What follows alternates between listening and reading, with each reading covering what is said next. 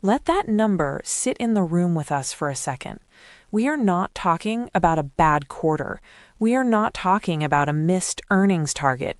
And we certainly are not talking about a simple strategic pivot, no matter what the press release says. 19.5 billion is the GDP of a small nation. It is more than the entire market cap of some of the companies you have in your portfolio right now. And as of Monday morning, that value didn't just move. It didn't just get transferred. It was incinerated. Gone. And here's the part that should make the hair on the back of your neck stand up. The market cheered for it. The stock actually held up. Why? Because Wall Street knows what the rest of the public is just starting to figure out, which is that the green transition we were sold, the one that was supposed to be inevitable, the one that was supposed to be the industrial revolution of our time, was built on a foundation of sand. Ford halting the F-150 Lightning isn't just about a truck. The Lightning was the symbol, remember? It was the poster child. It was the vehicle that was supposed to prove that real America was ready for the switch. The president drove it. The media fawned over it. And now the assembly lines in Dearborn are dark. The workers are being moved. The batteries are sitting there. And if you look closely at where that $19 billion came from, it gets even darker. $8.5 billion in asset write-downs. That means the factories, the tools, the R&D, the physical things they built with your tax subsidies are now officially worth zero on the books. They are admitting that the last 4 years of all-in strategy wasn't just a mistake, it was a hallucination. Now, pause on that.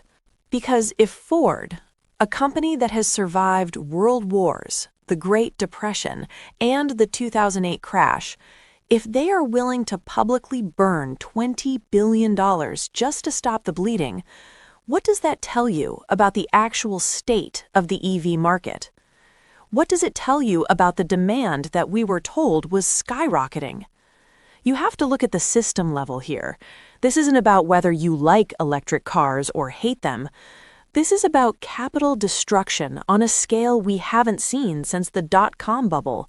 But this time, it's not happening in digital code.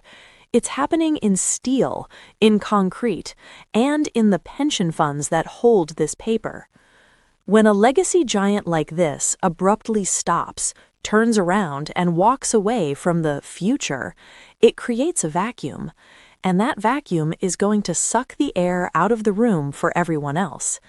Supply chains, lithium contracts, battery joint ventures, the entire ecosystem that was built on the promise that by 2030 everyone will drive electric, it just lost its biggest anchor.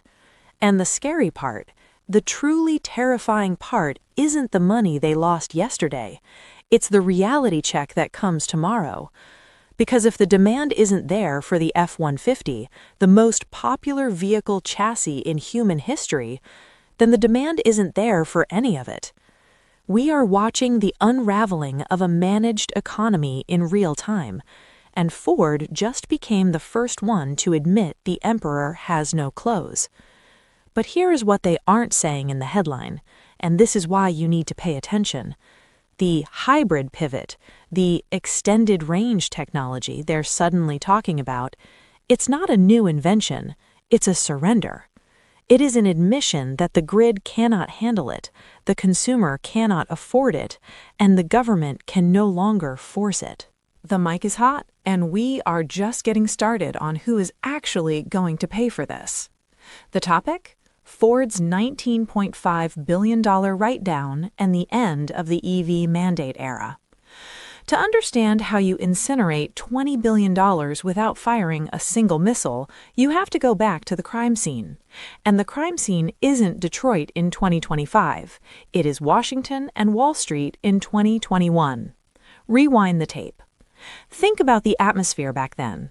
Interest rates were effectively zero. Money was free.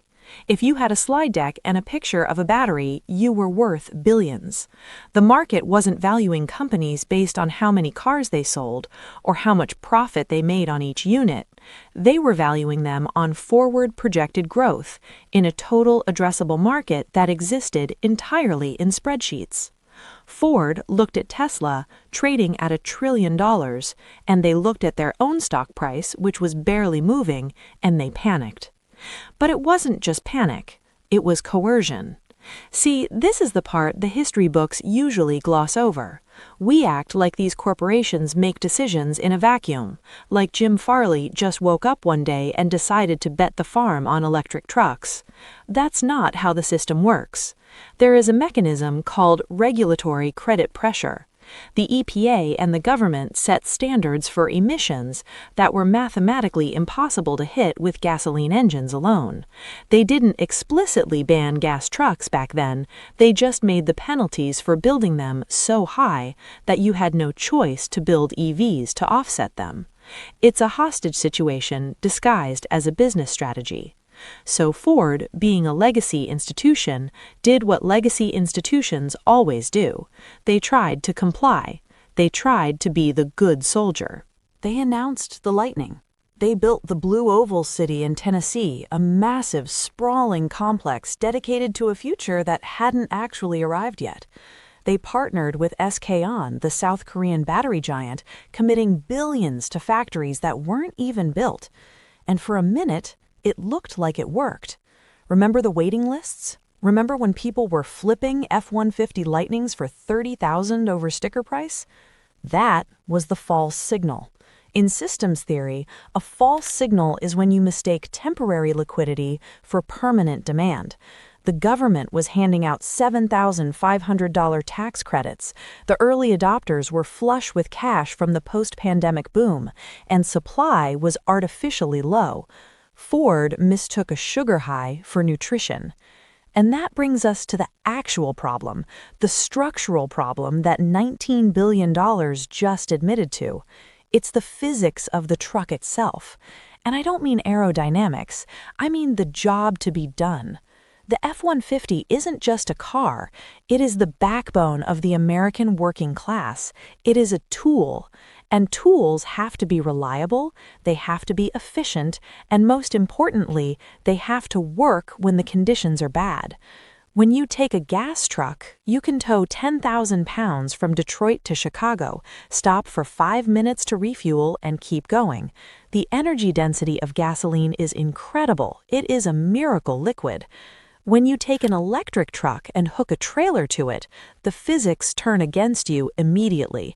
Your range gets cut in half, sometimes more. Suddenly, a 300-mile truck is a 110-mile truck. Now imagine you are a contractor. Time is money. You are towing a bobcat to a job site. You cannot stop every 90 minutes to refuel for an hour, assuming you can even find a charger that works, assuming you can even pull your trailer into the charging spot without blocking traffic. The use case collapsed.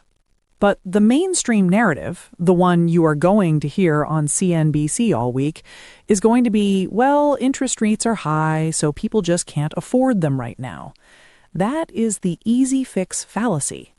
They want you to believe that if the Federal Reserve cuts rates, or if Ford drops the price by another $5,000, the demand will magically return. It won't, because the people who buy these trucks did the math. They realized that for the specific job of being a truck, the pure EV is an inferior technology. It is heavier, it is harder to repair, it is more expensive to insure, and it depreciates like a stone. This $19.5 billion write-down is the acknowledgement that the compliance car era is over. You cannot force a market to exist by decree. You can distort it for a while, you can prop it up with subsidies, you can threaten manufacturers with fines, but eventually, gravity wins. And look at the specific asset destruction here. $6 billion tied to the battery joint venture with SK On. Why is that dissolving? Because the battery chemistry they bet on, the massive factories they planned, were sized for a world where 50% of cars are electric by 2030. That world is not happening. So now they are stuck with stranded assets. A stranded asset is a ghost factory. It's a building that was designed to build a specific thing that nobody wants anymore. You can't just flip a switch and turn a battery plant into a gas engine plant. The tooling is different, the supply chain is different, the skills are different. That money is gone. It's vapor. And this leads to the most dangerous part of the context, the hybrid pivot. You're going to hear a lot about EREVs now, extended range electric vehicles. It sounds like a compromise, a best of both worlds marketing pitch. But look closer. An EREV is basically an electric truck that carries its own power plant. It has the motors, the battery, and a gas generator. Think about the complexity. You are now building two powertrains in one vehicle. You have all the costs of the EV, plus the costs of the gas engine, plus the integration of both. How is that cheaper? It isn't. It is a survival tactic. It is Ford trying to salvage the billions they spent on electric motors and platforms by strapping a gas generator to them so they can actually sell them to people who need to tow things. It is an engineering patch for a strategic failure. And the reason this matters to you, to your wallet, to your local economy, is that Ford is a bellwether.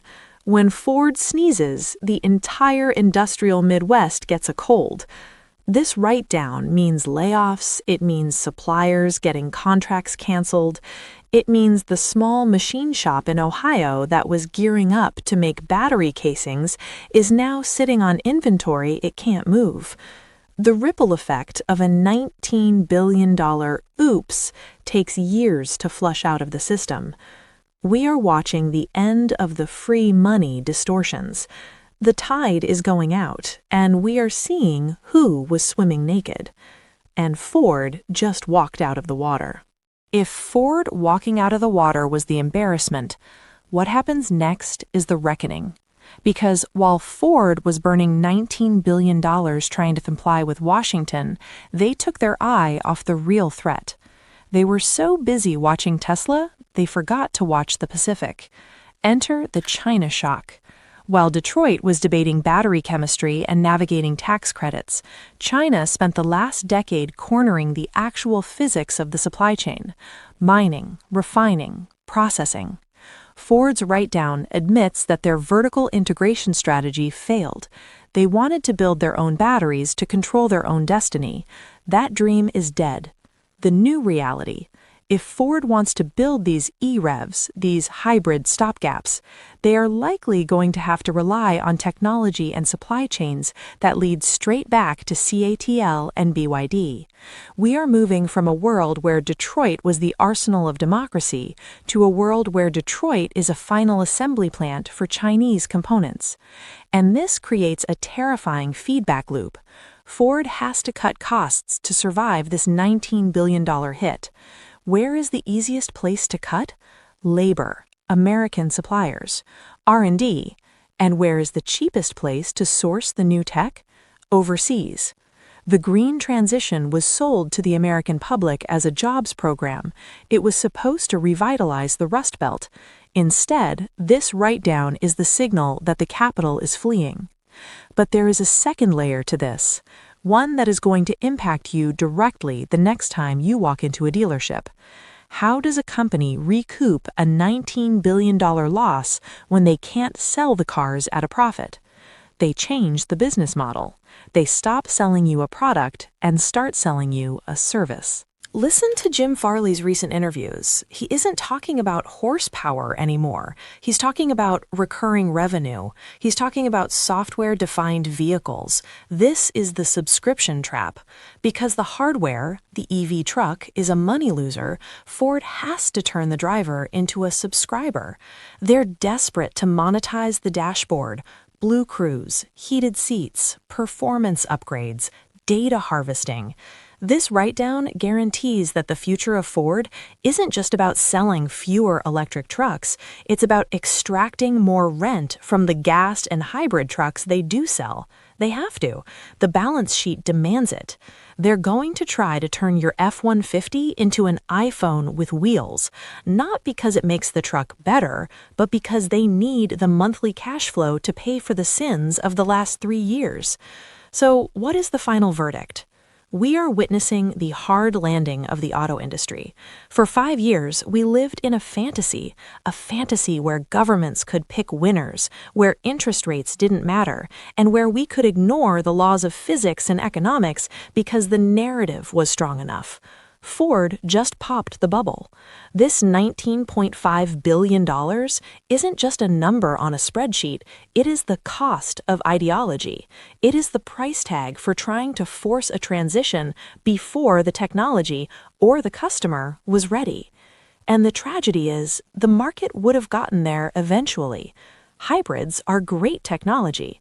EVs have a wonderful niche for city driving, but by trying to force it all now, by trying to mandate the timeline, they broke the mechanism. So that's the reality of the $19 billion write-down. It's not just an accounting error, it's the end of an era. But I want to know what you think. Are you seeing this on the ground? Are you seeing EV trucks sitting on lots in your town? Or do you think Ford can actually pull off this hybrid pivot and save the day? Let me know in the comments below. And if you found this analysis helpful, if you appreciate us digging into the numbers the mainstream news glosses over, do me a favor and hit that like button. It really helps the channel survive the algorithm. Thanks for watching. I'll see you in the next one.